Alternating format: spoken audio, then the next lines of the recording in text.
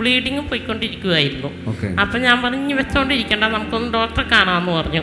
അപ്പം അവർ പറഞ്ഞ് ഇത്രയും ബ്ലഡ് ഇങ്ങനെ പൈപ്പ് തുറന്നു വിട്ട പോലെ പോകുവാണെങ്കിൽ ആള് നേരെ ഇത് ബോധം കെട്ടു പോകും അപ്പം അതുകൊണ്ട് നിങ്ങൾ ഇപ്പം തന്നെ സർജനെ കാണാൻ പറഞ്ഞു. കാണിച്ചിങ്ങനെ തന്നു കഴിഞ്ഞപ്പോൾ ഞാനും കരയുമായിരുന്നു, ചേട്ടൻ വേദന കൊണ്ട് കരയുമായിരുന്നു. അത് കണ്ടപ്പോൾ ഞങ്ങൾക്കൊരു ഭയങ്കര വിഷമമായിരുന്നു. ഞാൻ പോയപ്പോൾ എൻ്റെ ബൈബിൾ എടുത്ത് കയ്യിൽ പിടിച്ചിട്ടായിരുന്നു ഞാൻ ആശുപത്രിയിലേക്ക് പോയത്. ഞാൻ പറഞ്ഞു ഡോക്ടർ ഞങ്ങളുടെ പേര് ഇപ്പം തന്നെ വെട്ടണം, ഞങ്ങൾക്ക് വീട്ടിൽ പോകണം എന്ന് പറഞ്ഞു. മിറാക്കിൾസിലേക്ക് വിളിച്ചു കഴിഞ്ഞാൽ അവിടെ നിന്ന് പ്രാർത്ഥിച്ചു. ആ പ്രാർത്ഥിച്ച സമയം തൊട്ട് ചേട്ടനിലേക്ക് ഒരു അസാധാരണമായ ഒരു ദൈവിക സാന്നിധ്യം ഞാൻ കണ്ടായിരുന്നു. പ്രാർത്ഥിക്കുമ്പോഴൊക്കെ ഞാൻ ആ സാന്നിധ്യം അറിയണ്ടായിരുന്നു, വിറയ്ക്കുമായിരുന്നു. അപ്പം എനിക്ക് ഉറപ്പായി സ്വർഗീയ ദൂതന്മാരും ദൈവത്തിൻ്റെ ശക്തിയും നമ്മളിലേക്ക് വ്യാപരിക്കുന്നു. അതെൻ്റെ കുടുംബത്തെ ചുറ്റി നിൽക്കുവാണ്. ഇനി ഒരു ഡോക്ടറെയും കാണേണ്ട ആവശ്യമില്ല. ആ പ്രാർത്ഥന കഴിഞ്ഞ സമയം തൊട്ട് ഈ സമയം വരെ ബ്ലീഡിങ്ങോ വയറുവേദനയോ ഒരു ബുദ്ധിമുട്ടും ഉണ്ടായിട്ടില്ല.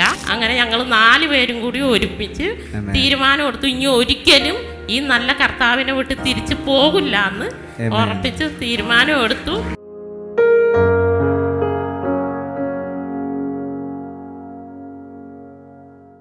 നമ്മുടെ നടുവിൽ സാക്ഷ്യം പറയാനായി ഒരു അനുഗ്രഹിക്കപ്പെട്ട കുടുംബം കടന്നു വന്നിട്ടുണ്ട്.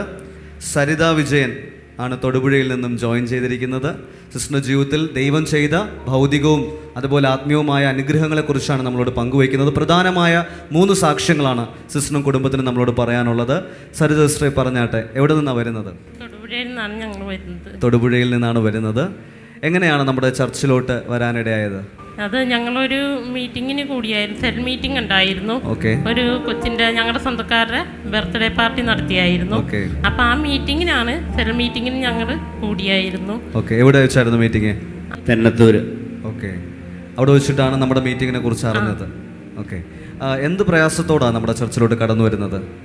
ഞങ്ങൾ ചേട്ടന് ചെറിയ രീതിയിൽ മദ്യപാനം ഉണ്ടായിരുന്നു. ഫംഗ്ഷൻ കാര്യങ്ങളൊക്കെ നടക്കുമ്പോൾ മദ്യപാനം ഉണ്ടായിരുന്നു. അങ്ങനെ അത് മാറണമെന്ന് എനിക്ക് ഭയങ്കര ആഗ്രഹമായിരുന്നു. അപ്പം ഈ ബർത്ത്ഡേ ഫംഗ്ഷൻ ഞങ്ങൾ അവിടെ ചെന്ന് ആ സെൽ മീറ്റിംഗ് കൂടി. അത് അവിടെ ചെന്ന് കഴിഞ്ഞപ്പോൾ ഞങ്ങൾ കത്തോലിക്കരായിരുന്നു. അപ്പം ഞങ്ങൾ സാധാരണ പാർട്ടി കഴിഞ്ഞ് പോരാൻ നമ്മൾ പരിപാടിക്കായിരുന്നു ചെന്നത്. പക്ഷേ അവിടുത്തെ പ്രാർത്ഥന കണ്ടു കഴിഞ്ഞ് കഴിഞ്ഞപ്പോൾ ഞങ്ങൾക്ക് അതിൻ്റെ അകത്തേക്ക് ഭയങ്കര ഒരു ആകർഷണം ഉണ്ടായിരുന്നു. അങ്ങനെ ചേട്ടൻ വേഗം തന്നെ അവിടെ വെച്ച് ആ വന്ന ബ്രദർമാർ പറഞ്ഞു ഇനി മദ്യം തൊടില്ല എന്ന് പറഞ്ഞു. അങ്ങനെ ആ മദ്യപാനം തീർത്തും മാറിപ്പോയി. അപ്പൊ അത് കഴിഞ്ഞപ്പോൾ ഞങ്ങളോട് ചർച്ചയിൽ ചെല്ലാനായിട്ട് വിളിച്ചു. ഞങ്ങളോട് ചേട്ടന് ഭയങ്കര ആഗ്രഹമായിരുന്നു, പക്ഷെ എനിക്ക് താല്പര്യമില്ലായിരുന്നു. അപ്പൊ ചേട്ടൻ പറഞ്ഞ് എന്തൊക്കെ പ്രശ്നം വന്നാലും ഞാൻ അതിൽ പോകുള്ളൂ എന്ന് പറഞ്ഞു. എത്ര നാളായിട്ട് ബ്രദറിന് പറയാമോ, എത്ര നാളായിട്ട് ഈ മദ്യപാനത്തിന്റെ ആസക്തി ഉണ്ടായിരുന്നു? അതൊരു 15 വയസ്സ് തൊട്ട് തുടങ്ങിയതാണ്. ബ്രദറിന് ഇപ്പോൾ എത്ര വയസ്സുണ്ട്? 46 വയസ്സുണ്ട്. 44. 10-20 വർഷത്തോളമായിട്ടുള്ള മദ്യപാന ശീലം ഉണ്ടായിരുന്നു. എന്നാൽ നമ്മുടെ ഒരു ചർച്ചിൻ്റെ ഒരു ഭവന പ്രാർത്ഥനയിൽ പങ്കെടുത്തപ്പോൾ ലീഡേഴ്സ് പ്രാർത്ഥിച്ചതിൻ്റെ ഫലമായിട്ട് പൂർണ്ണമായിട്ട് മദ്യപാനം മാറിപ്പോയി. കരങ്ങളെ തട്ടി കർത്താവിന് നന്ദി പറഞ്ഞാട്ടെ.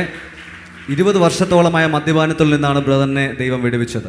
എന്നാൽ മറ്റൊരു സാക്ഷ്യം ആൻറ്റി ഞങ്ങളോട് പറഞ്ഞത് തൻ്റെ ഭർത്താവിൻ്റെ വയറ്റിൽ ബ്ലഡ് പോയിക്കൊണ്ടിരിക്കുന്ന ഒരു പ്രയാസം ഉണ്ടായിരുന്നു. അതിനെപ്പറ്റി ഒന്ന് പറയാമോ?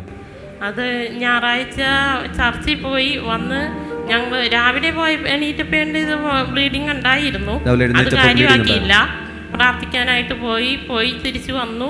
ഞങ്ങളെല്ലാവരും വന്ന് ഭക്ഷണമൊക്കെ കഴിച്ചിരുന്ന് കഴിഞ്ഞ് കഴിഞ്ഞപ്പോൾ വീണ്ടും പുള്ളിക്ക് ഇങ്ങനെ ബ്ലീഡിങ് പോയിക്കൊണ്ടിരിക്കുമായിരുന്നു. അപ്പം ഞാൻ പറഞ്ഞു വെച്ചോണ്ടിരിക്കണ്ട, നമുക്കൊന്ന് ഡോക്ടറെ കാണാമെന്ന് പറഞ്ഞു. അങ്ങനെ ഞങ്ങൾ ഡോക്ടറെ കാണാൻ ചെന്ന് കഴിഞ്ഞപ്പോൾ അവർ പറഞ്ഞ് ഇത്രയും ബ്ലഡ് ഇങ്ങനെ പൈപ്പ് തുറന്നു വിട്ട പോലെ പോകുവാണെങ്കിൽ ആള് നേരെ ഇത് ബോധം കെട്ടു പോകും അപ്പം അതുകൊണ്ട് നിങ്ങൾ ഇപ്പം തന്നെ സർജനെ കാണാൻ പറഞ്ഞു. അങ്ങനെ ഞങ്ങൾ സർജനെ കാണാനായിട്ട് ഞങ്ങൾ തൊടുപുഴയില്. അപ്പൊ സർജന് ഞങ്ങളന്ന് ഞായറാഴ്ചയായിരുന്നു. അപ്പൊ സർജൻ ഉണ്ടാകില്ല എന്ന് അവരാദ്യം പറഞ്ഞു. പിന്നെ അവിടെ ഡോക്ടർ എന്തോ റൗണ്ട്സിന് വന്നിട്ടുണ്ടായിരുന്നു. അപ്പൊ ഞങ്ങൾ അവിടെ ഡോക്ടറെ ചെന്ന് കണ്ടു കഴിഞ്ഞപ്പോൾ അപ്പൊ തന്നെ അഡ്മിറ്റ് ചെയ്തോളാൻ പറഞ്ഞു. അഡ്മിറ്റ് ചെയ്തു. അത് കഴിഞ്ഞിട്ട് അവർ ലാപ്രോസ്കോപ്പി എൻഡോസ്കോപ്പി ചെയ്യണമെന്ന് പറഞ്ഞു. രണ്ടും ചെയ്യണമെന്ന് പറഞ്ഞു. അത് കഴിഞ്ഞ് തിങ്കളാഴ്ച രാവിലെ അവർ ഞായറാഴ്ച ഞങ്ങൾ അഡ്മിറ്റ് ചെയ്തു. തിങ്കളാഴ്ച രാവിലെ അവരത് ചെയ്തു. അതിൻ്റെ ഉള്ളിൽ നിന്ന് അവർ ബയോപ്സിക്ക് വരച്ചു.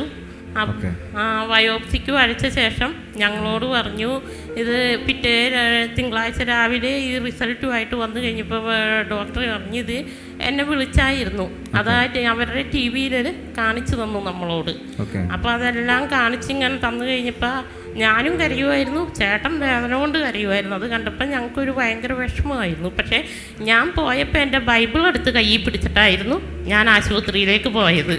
കാരണം ഞങ്ങൾക്ക് ഈ ചർച്ചിൽ വന്നപ്പോൾ നമുക്ക് വീട്ടുകാർക്ക് ഭയങ്കര എതിർപ്പുണ്ട്. അപ്പം അത് കാരണം ഞാൻ ആ ബൈബിളാണ് നമുക്കുള്ള ആശ്വാസം എന്ന് പറഞ്ഞു. ഞാനത് രാത്രി മൊത്തം ഇരുന്ന് വായിച്ചു. ഞാൻ പ്രാർത്ഥിച്ചുകൊണ്ട് തന്നെ ഇരുന്നേച്ചു. അങ്ങനെ ചേട്ടനോടും പറഞ്ഞ് പ്രാർത്ഥിച്ചു. ചേട്ടനും ഭയങ്കര ഇതിലായിരുന്നു, പ്രാർത്ഥിച്ചു. അത് കഴിഞ്ഞ് എപ്പോഴും ബ്ലീഡിങ് സംഭവിച്ചുകൊണ്ടിരിക്കും, ബ്ലീഡിങ് ഇങ്ങനെ പോയിക്കൊണ്ടിരിക്കുമായിരുന്നു.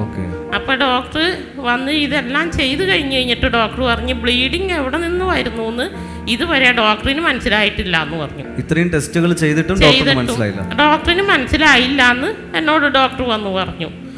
അങ്ങനെ പറഞ്ഞപ്പോൾ ഞാൻ എൻ്റെ ഡോക്ടറോട് പറഞ്ഞ് ഒരു കാര്യം ചെയ്തോ, ബ്ലീഡിങ് എവിടെയാണെന്നുള്ളത് മനസ്സിലായില്ല, ഇനിയും വേറെ ടെസ്റ്റുകൾ ചെയ്യാം, ഇനിയും ഡോക്ടർ പറയണ കുറേ ടെസ്റ്റുകളും കൂടി ചെയ്യണമെന്ന് പറഞ്ഞു. ഞാൻ പറഞ്ഞു വേണ്ട ഡോക്ടറെ, ഞങ്ങൾ ഇപ്പം തന്നെ പേരുവെട്ടി വീട്ടിൽ വിട്ടേക്കാൻ പറഞ്ഞു. അപ്പോൾ ഡോക്ടർ ചോദിച്ചു നിങ്ങൾക്ക് എന്തെങ്കിലും പ്രശ്നം ഉണ്ടെങ്കിൽ ഞങ്ങൾക്ക് വേറെ ഹോസ്പിറ്റലിൽ റെഫർ ചെയ്യാനുള്ളതാണെന്ന് പറഞ്ഞു. പക്ഷേ എൻ്റെ മനസ്സിൽ നല്ല ഉറപ്പുണ്ടായിരുന്നു ഒരു പ്രശ്നവും ഇല്ല, അത് നിർത്തേണ്ടവൻ നിർത്തിക്കഴിഞ്ഞു, ഇനി ഡോക്ടറിൻ്റെ സഹായം വേണ്ട എന്ന് എനിക്ക് തോന്നി. ഞാൻ പറഞ്ഞു ഡോക്ടർ ഞങ്ങളുടെ പേര് ഇപ്പം തന്നെ വെട്ടണം, ഞങ്ങൾക്ക് വീട്ടിൽ പോകണം എന്ന് പറഞ്ഞു. അങ്ങനെ ഡോക്ടർ പേര് വെട്ടി. അതിനുശേഷം എന്താ സംഭവിച്ചത്?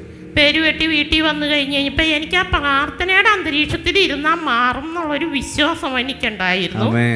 ഞാൻ അവിടെ വന്നു, ചേട്ടനോട് ഞാൻ പറഞ്ഞു വിഷമിക്കാനൊന്നുമില്ല, ചേട്ടൻ കയറി ഇരുന്ന് ബൈബിൾ വായിച്ചോ എന്ന് പറഞ്ഞു. ചേട്ടൻ അവിടെ ഇരുന്നു ഇയ്യോബിൻ്റെ ബുക്ക് 1 തൊട്ട് 42 വരെ ഫുള്ളും വായിച്ചു തീർത്തു. അവിടെ വായിച്ചിട്ട് തീർത്തു. വൈകുന്നേരം ഞങ്ങൾ മിറാക്കിൾസിലേക്ക് വിളിച്ചു. വിളിച്ചു കഴിഞ്ഞ് അവിടെ നിന്ന് പ്രാർത്ഥിച്ചു.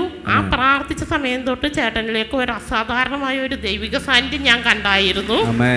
അപ്പൊ ചേട്ടൻ രാത്രി 1 മണിക്ക് 2 മണിക്കൊക്കെ പ്രാർത്ഥിക്കുമ്പോഴൊക്കെ ഞാൻ ആ സാന്നിധ്യം അറിയണ്ടായിരുന്നു, വിറയ്ക്കുമായിരുന്നു. അപ്പൊ എനിക്ക് ഉറപ്പായി സ്വർഗീയ ദൂതന്മാരും ദൈവത്തിന്റെ ശക്തി നമ്മളിലേക്ക് വ്യാപരിക്കുന്നു, അതെന്റെ കുടുംബത്തെ ചുറ്റി നിൽക്കുവാണ്. ഇനി ഒരു ഡോക്ടറെയും കാണേണ്ട ആവശ്യമില്ല. പിന്നെ ഞാൻ ഇടയ്ക്ക് ചെന്നു, അവരോട് പോയിട്ട് ആ ബയോപ്സിയുടെ റിസൾട്ട് മേടിച്ചു. അവർ പറഞ്ഞു ഡോക്ടറെ കാണണമെന്ന് പറഞ്ഞു. ഞാൻ പറഞ്ഞു എനിക്ക് ഡോക്ടറെ കാണണ്ടെന്ന് പറഞ്ഞു. ഞാൻ ആ റിപ്പോർട്ടും മേടിച്ചുകൊണ്ട് പോന്നു. അത് കഴിഞ്ഞിട്ട് പിന്നെ ഞങ്ങൾക്ക് ആ പ്രാർത്ഥന കഴിഞ്ഞ സമയം തൊട്ട് ഈ സമയം വരെ ബ്ലീഡിങ്ങോ വയറുവേദനയോ ഒരു ബുദ്ധിമുട്ടും ഉണ്ടായിട്ടില്ല. പിന്നെ ഞാനൊരു ഹോമിയോയുടെ ക്ലിനിക്കിലാണ് വർക്ക് ചെയ്യുന്നത്. അപ്പോൾ ആ ഡോക്ടർ എന്നോട് പറഞ്ഞു റിസൾട്ട് മേടിച്ചോ ശരിയെന്ന് ചോദിച്ചു. മേടിച്ചു എന്ന് പറഞ്ഞു. എന്നിട്ട് നിങ്ങൾ ഡോക്ടറെ കാണില്ല ഇല്ല എന്ന് പറഞ്ഞു. ആ റിസൾട്ട് ഒന്ന് കാണിക്കാൻ പറഞ്ഞു. ആ ഡോക്ടറെ ഞാൻ കാണിച്ചു. ആ റിസൾട്ടിൽ ഒന്നുമില്ല, അത് കർത്താവ് ശരിയാക്കിയ റിസൾട്ടാണ് ഡോക്ടറെ എന്ന് പറഞ്ഞു. അവിടെ ചെന്ന് കഴിഞ്ഞപ്പോൾ ഡോക്ടറും പറഞ്ഞ് അത് ശരിയാണല്ലോ സരിതേ, ഈ റിസൾട്ടിൽ പേടിക്കാനുള്ള ഒരു കുഴപ്പങ്ങളും ഇല്ല, വിജയനും മരുന്നിൻ്റെ ആവശ്യമില്ല എന്ന് പറഞ്ഞു. അതുപോലെ തന്നെ റിപ്പോർട്ടുമായിട്ടാണ് ബ്രദറും സിസ്റ്ററും ആയിരിക്കുന്നത്. കരമടിച്ച് എല്ലാവരും കർത്താവിന് നന്ദി പറഞ്ഞേ. ബ്രദറിനെ പറയാമോ, ആ വേദനയും പ്രയാസവും ഇപ്പോൾ ഉണ്ടോ? അതിനുശേഷം എനിക്കൊരു കുഴപ്പമില്ല. കരകാത്തട്ടെ, കർത്താവിന് നന്ദി പറഞ്ഞാട്ടെ. ഹല്ലേലൂയ. എന്നാൽ മറ്റൊരു സാക്ഷ്യം, ഒരുപക്ഷെ ദൈവം ചെയ്തത് പറഞ്ഞാൽ വാക്കുകൾ കൊണ്ട് തീരത്തില്ല. എന്നാൽ മറ്റൊരു സാക്ഷ്യം പറയുന്നത് അനുഗ്രഹിക്കപ്പെട്ട ഭവനം ലഭിച്ചു എന്നാണ്. നമുക്ക് മുമ്പ് വീടില്ലായിരുന്നോ? വീടില്ലായിരുന്നു, ഞങ്ങൾ വാടകയ്ക്ക് താമസിക്കുമായിരുന്നു. ഞങ്ങൾ ചർച്ചിൽ പ്രാർത്ഥനാ വിഷയം എഴുതി കൊടുത്തിട്ടുണ്ടായിരുന്നു. ഞങ്ങൾക്ക് ഈ പ്രാവശ്യം ഡിസംബർ 2024 ഡിസംബർ 30 ഞങ്ങൾക്ക് അവിടെയുള്ള മർച്ചന്റ് സംഘടനയുടെ ഇതായിട്ട് അവരൊരു ഭവനം തന്നു. അവര് സകല പണിയും തീർത്ത ഒരു വീട് തന്നു. പ്രാർത്ഥനാ വിഷയം വീടിന് വേണ്ടി എഴുതി കൊടുത്തു. ഒരു അനുഗ്രഹിക്കപ്പെട്ട ഭവനവും ദൈവം തന്നു. എല്ലാവരും ചേർന്ന് കരങ്ങളെ തട്ടി കർത്താവിന് മഹത്വം കൊടുത്താട്ടെ.